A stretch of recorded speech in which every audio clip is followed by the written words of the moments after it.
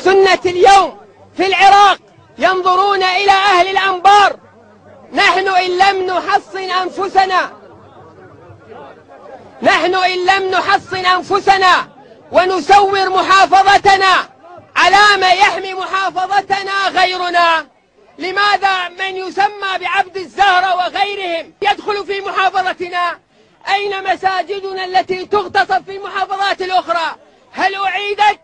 هل احترمونا؟ هل احترموا خطباءنا؟ هل أعيدت لنا مناطقنا التي هجر منها أهل السنة والجماعة؟ نحن ننتظر اليوم سيعلن عصيان مدني وستقطع طرقات السريع،